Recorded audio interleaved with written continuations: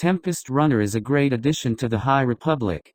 Just like previous audio dramas, we get plenty of new details about the main character, Lourna Dee, and the Nihil as a whole.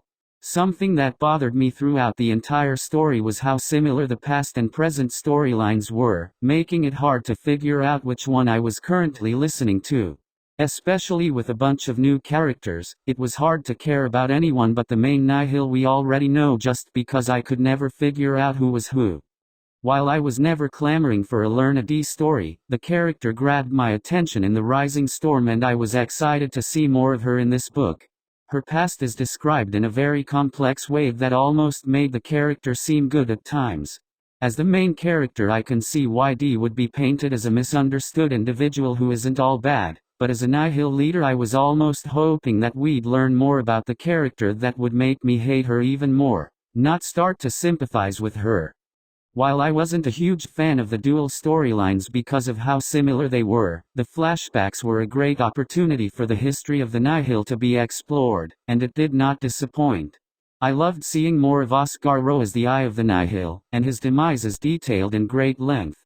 The Nihil weren't as interesting in the present day, but the feud between Tempest Runners was fun to explore in detail, especially after the small bits we saw in The Rising Storm.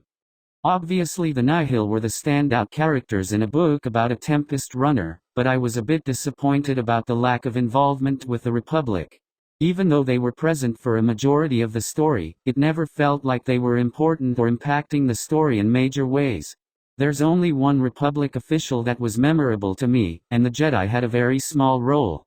As an Audible original, the quality of this book is astounding.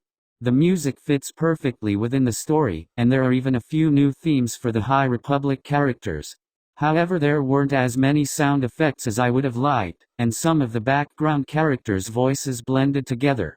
Lourna Dee's accent, while a bit jarring at first, did help to prevent any confusion there. This is definitely worth the listen if you're devoted to the High Republic so far, or if you just have a spare credit for Audible. There aren't any groundbreaking developments that make it a must-listen, and anything that is important will likely be summarized in a future book.